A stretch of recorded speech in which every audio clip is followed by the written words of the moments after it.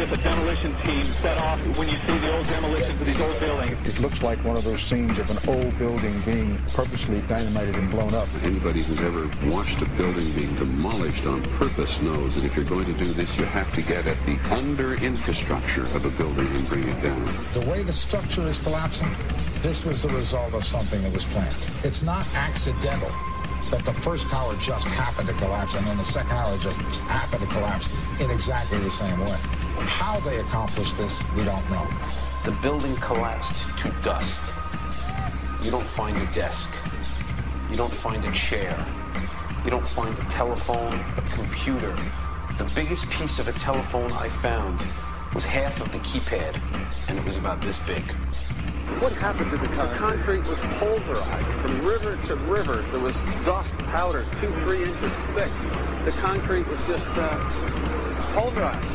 In addition to those pictures we've all seen too much on television before, when a building was deliberately destroyed by well-placed dynamite to knock it down. If they had detonated, they were planned to take down a building. I heard a second explosion. There was a heavy-duty explosion. Then there was those secondary explosions and then the subsequent collapses. An explosion blew and it knocked everybody over. To me, it sounded like an explosion. It sounded like gunfire. Bang, bang, bang, bang, bang. And then all of a sudden, 3 big explosions. We heard a big explosion coming down. And then the entire top of the building just blew up. We saw some kind of explosion. By the force of the explosions. Big explosion. Blew us back into the 8th floor. Then we get to the lobby. This is a big explosion. The lobby looked as though a bomb had exploded there. A huge explosion now raining debris. It's been a huge explosion. Huge explosion that we all heard and felt. We just witnessed some kind of follow-up explosion. We heard a very loud blast explosion. A secondary explosion at Tower 1 camp. That is another bomb going off. He thinks that there were actually devices that were planted in the building. Planted in.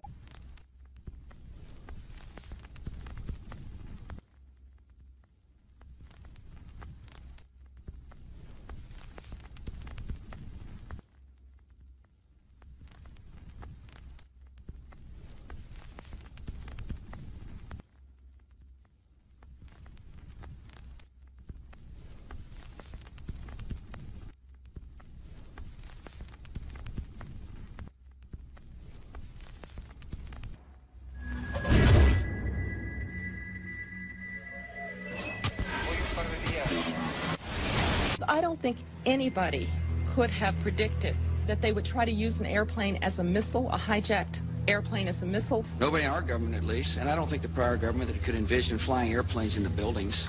No specific threat involving really a domestic operation or involving what happened, obviously, the city's airliner and so forth. There were no warning signs that I'm aware of. USA Today reports that in the 2 years before the attacks on September the 11th, NORAD conducted exercises using hijacked airliners as weapons.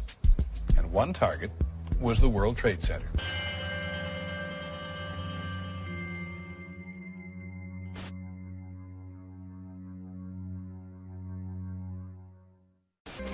In confidential documents from the Philippines obtained by CNN, the plan was clear. He will board any American commercial aircraft, control its cockpit, and dive it at the CIA headquarters. Other buildings targeted the Pentagon and the World Trade Center. Security in counterterrorism was blinking red, in the words of George Tenet, that the warnings of an imminent attack were so severe that something dramatic should have been done. It was unparalleled. Instead, our president went on a month-long vacation.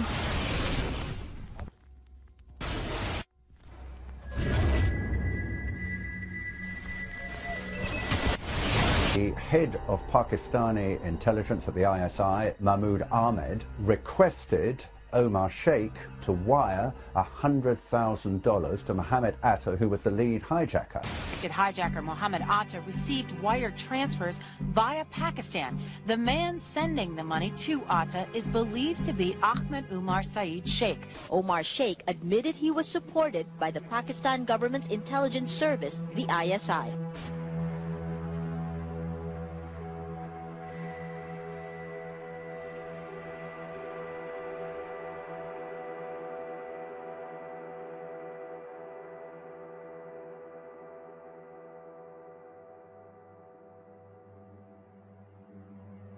although we are told that 4 or 5 of the alleged hijackers were on each of the flights.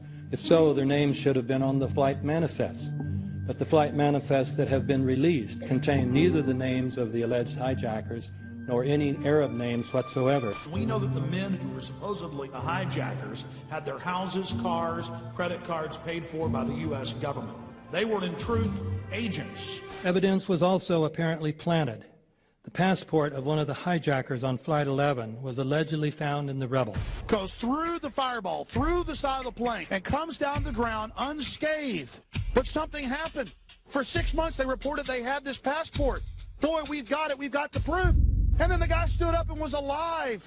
Several of these 19 men are still alive.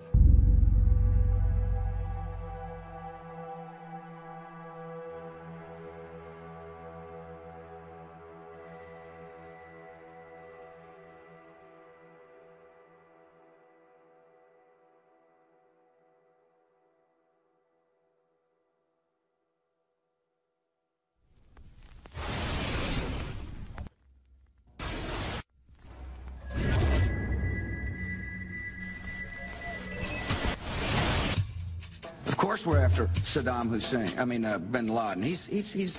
January 2001, the Bush administration orders the FBI and intelligence agencies to back off investigations involving the bin Laden family, including 2 of Osama bin Laden's relatives, who were living, guess where, in Falls Church, Virginia, right next to CIA headquarters. When he was already America's most wanted criminal, he reportedly spent 2 weeks in the American hospital in Dubai, was treated by an American doctor, and visited by the local CIA agent.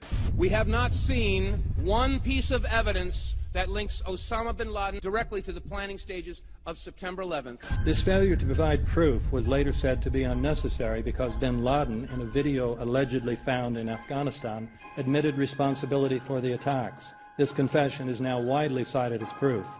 But the man in this video has darker skin, fuller cheeks, and a broader nose than the Osama bin Laden of all other videos.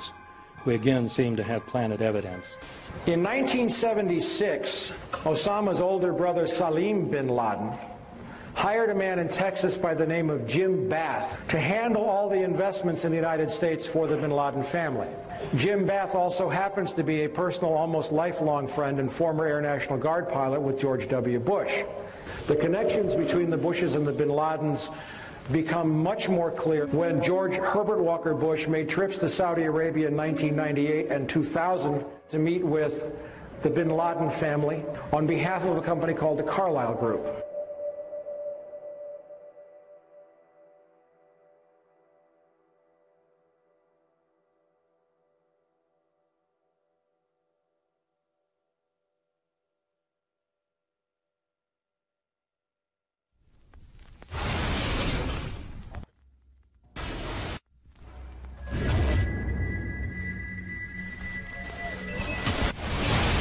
How could anyone fly a 60-ton, 125-foot wide, 44-foot tall plane through this obstacle course? The aircraft, before striking the Pentagon, reportedly executed a 270-degree downward spiral, and yet Hani Hanjour was known as a terrible pilot who could not safely fly even a small plane.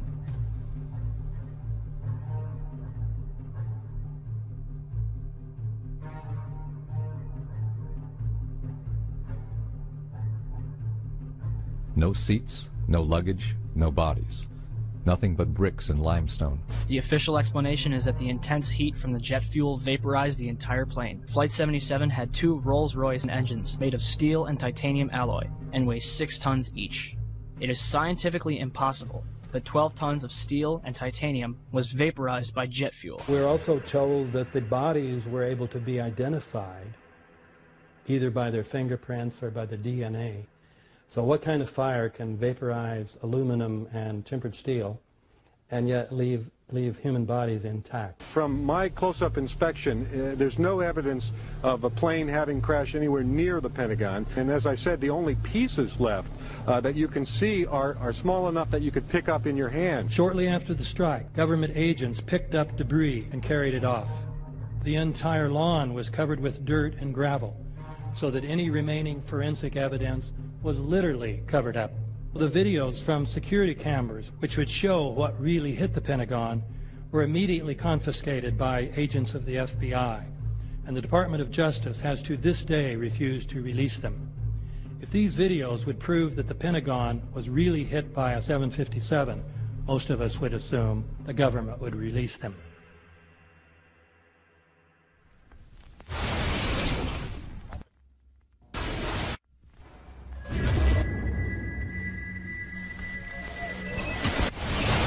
It looks like there's nothing there except for a hole in the ground. Basically, that's right. The only thing you could see from where we were was a big gouge in the earth and some broken trees. We could see some people walking around in the area, but from where we could see, there wasn't much left. Any large pieces of debris at all? No, there was nothing that you could distinguish that a plane had crashed there.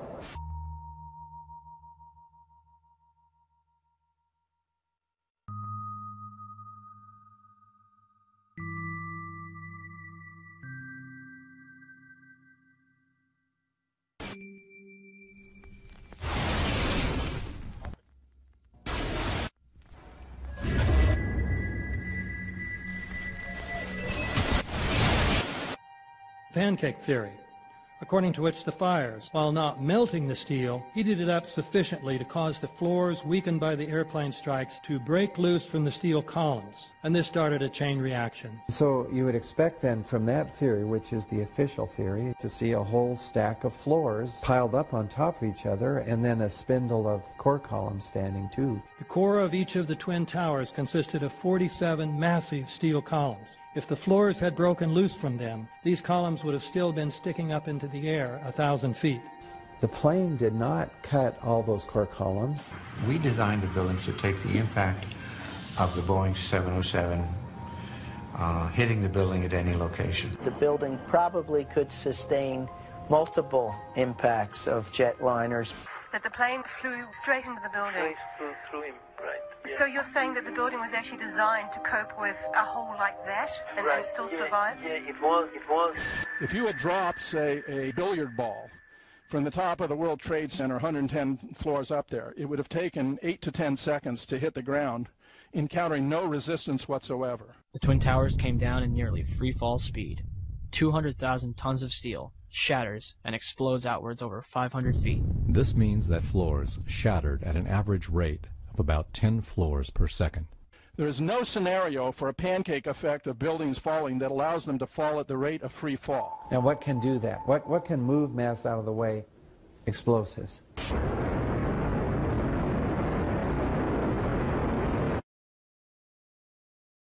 "47 huge steel columns going up the core, and they're interconnected. How do you get them to fail simultaneously so the core disappears?" It looks like those core columns were cut. The way we do this is by cutting the beam at an angle.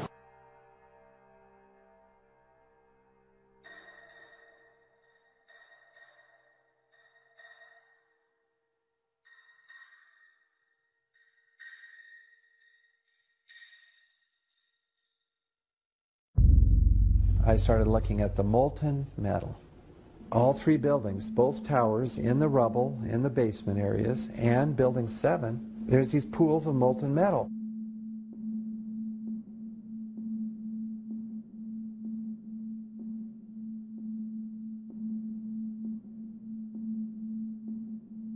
You'd get down below and you'd see molten steel running down the channel rails, like you're in a foundry. Like lava. The molten steel was found 3, 4, and 5 weeks later, when the rubble was being removed. He said that molten steel was also found underneath World Trade Center 7. So I'm looking through the official reports. What do they say about the molten metal? They say nothing. Now, wait a minute. This is important evidence. So where'd that come from?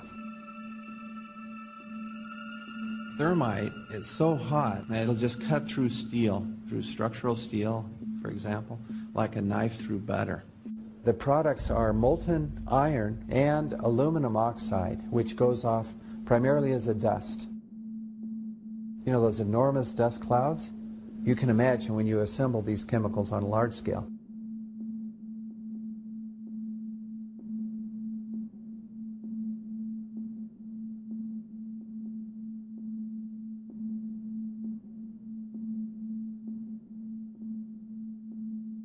Molten metal pools under both towers after they collapsed and Building 7. Now, Building 7 wasn't even hit by a jet. Part of the problem is that most people simply don't know much about Building 7 due to the extraordinary secrecy surrounding this collapse. And this was a 47-story skyscraper. This building fell at 5:25. It was not hit by a plane. This building had fires on only 2 or 3 floors. And it was brought down by what we know was a controlled demolition. Demolitions, they look just like that. You know, a kink in the middle, and then that building just comes straight down, almost at free fall speed. They first blow one of the central columns so the building falls in on itself. Building 7 had a classic crimp or wedge. Its central column was blown out first, so it didn't structurally damage buildings just a few feet away from it.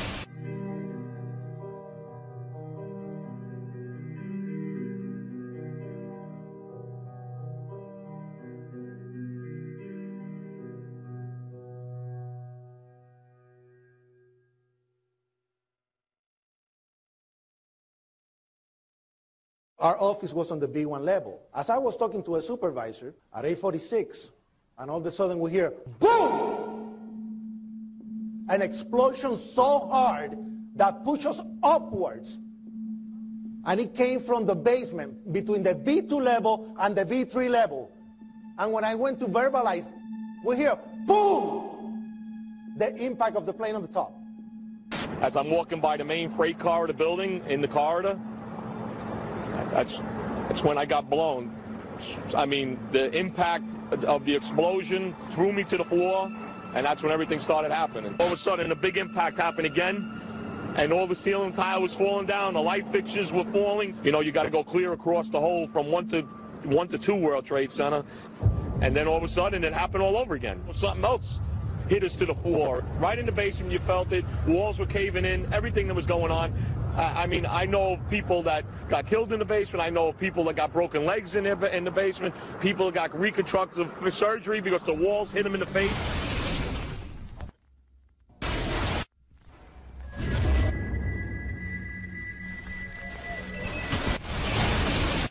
According to standard operating procedure, if an FAA flight controller notices anything that suggests a possible hijacking, the controller is to contact the superior. If the problem cannot be fixed within about a minute, the superior is to ask NORAD, the North American Aerospace Command, to send up or scramble jet fighters to find out what is going on. NORAD then issues the scramble order to the nearest Air Force base with fighters on alert. But although interceptions usually occur within 10 or so minutes, in this case, 80 or so minutes had elapsed before fighters were even airborne. It's a mind-bending anomaly. Not a single U.S. Air Force interceptor turns a wheel until it's too late.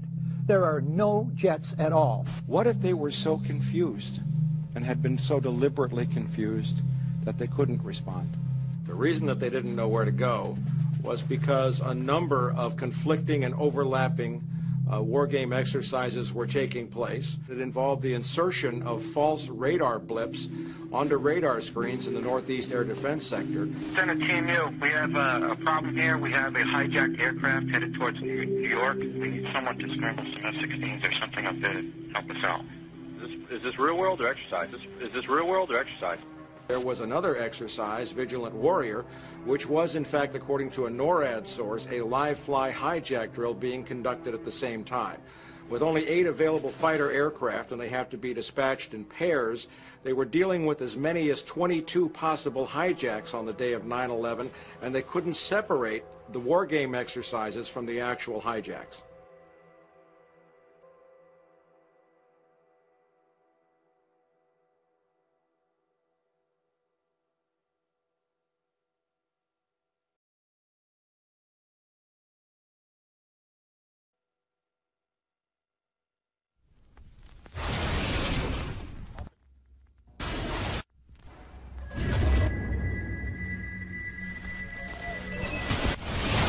Page 172.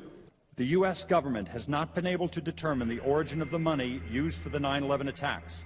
Ultimately, the question is of little practical significance.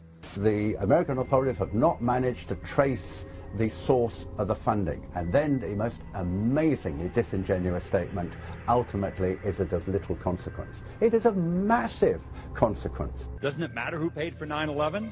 The collapse of Building 7 has been recognized as especially difficult to explain.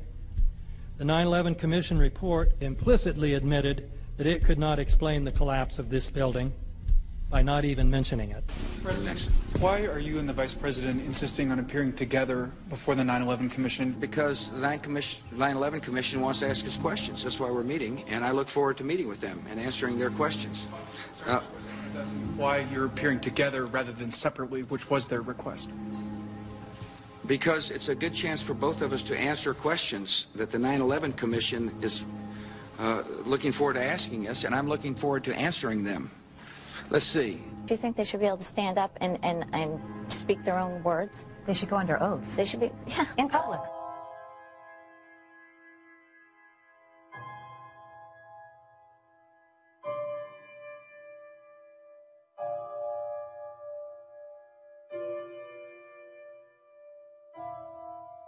Don't you think that the families deserve to have a transcript or to be able to see what you Adam, said? you asked me that question yesterday.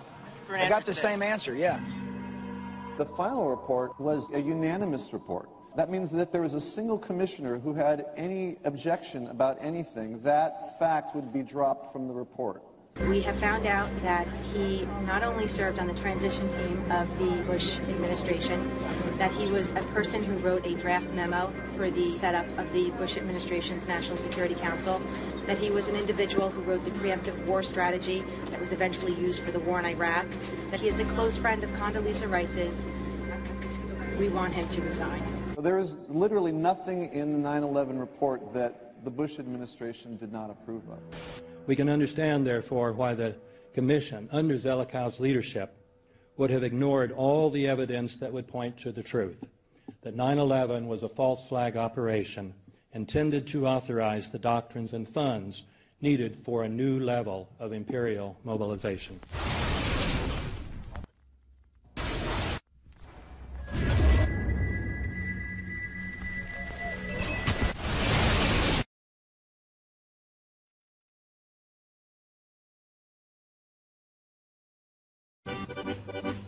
Armed with knives, armed with chemical, biological, nuclear weapons. Fanatics, terrorists, September 11th. September 11th, killers, September 11th, terrorists. Terrorists of Al-Qaeda, terrorists, nuclear weapons, terrorists. 9/11, terror, terrorist, evil. September 11th, September 11th. The terrorists, war and danger. September 11th, terrorism, global terrorism, terrorism, terrorists. Terrorists, terrorists, terrorists, terrorists, the terror. Terrorists, terrorist, terrorism. September 11th, global terrorism, terrorists. Terrorism. September 11th, world terrorism, terrorism. September 11th, global terrorism. September the 11th, terror. Weapons of mass destruction. September the 11th, terrorists. The evil terrorists, no. Terrorism. The words are hypnotically repeated. Terrorism, terrorist, terrorist threat, and of course, believed to be linked to Al-Qaeda. But it's the so-called war on terrorism that's in our faces practically 24/7 as the inescapable focus of our existence. One day, our grandchildren will look back on this time and ask, how was the war on terror won?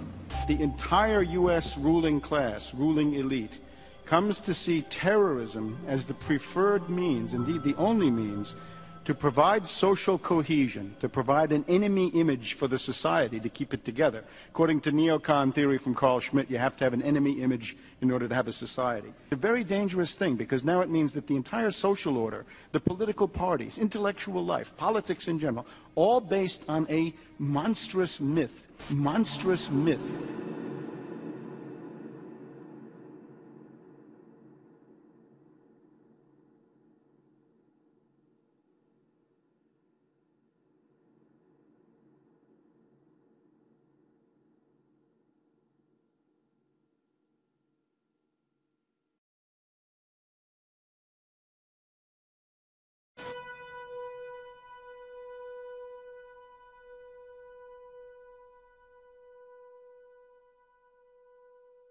Look, the CIA has done in this country, what they've done to us is unbelievable.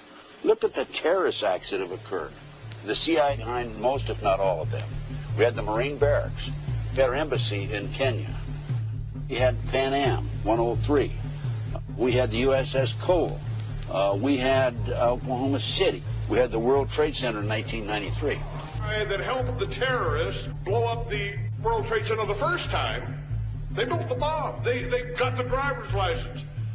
The informant, the FBI informant, a fellow named Salam, a 43-year-old former Egyptian army officer, he was given the assignment to put the bomb together. And he went to his supervisor, his FBI supervisor, and said, we're going to put a dummy bomb in here, right? And the FBI supervisor said, no, we're going to put a real bomb. The FBI actually carried out the attack on the World Trade Center in 1993. They actually hired Ahmad Salam and paid him $1 million and gave him real explosives, a detonator, and told him to build a bomb and to give it to the foolish people that he was controlling to allow them to attack the World Trade Center complex. Unfortunately for them, there were only 6 people killed, not enough to pass the legislation. So what happened is 2 years later, April 19, 1995, down comes Oklahoma City Murrah building, 168 people killed. 1 year later, the anti-terrorism legislation that takes away many of our constitutional rights and civil liberties is passed.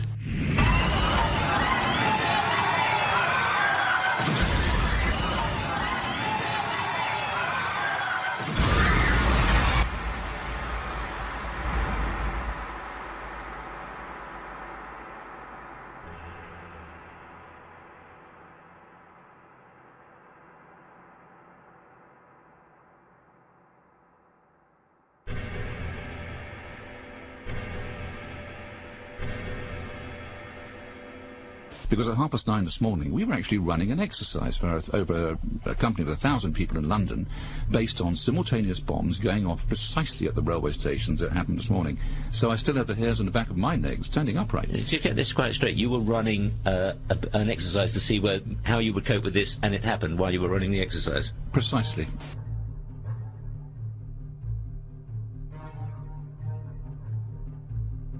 Supposed to believe is some kind of coincidence, there was also an anti-terrorist drill going on 7/7.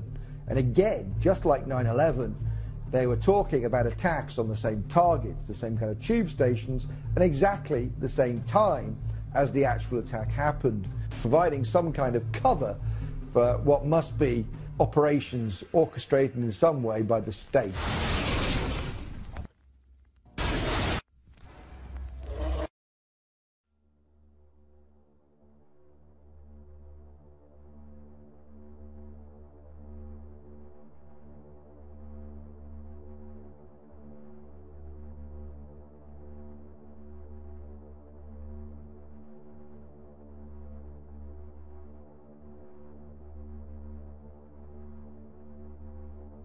I am absolutely appalled at how much people in this country do not think. We are given to understand that an Arabic guy out there up in the mountains financed the most elaborate attack on this country. Do you think some people in a cave, were able to have NORAD stand down?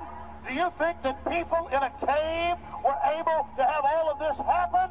And when I think about how many Americans were killed in New York City, and believing as I do that this thing was a setup job, this is a textbook operation that Nazis used, and they've used it over and over again. America has been suckered in one more time.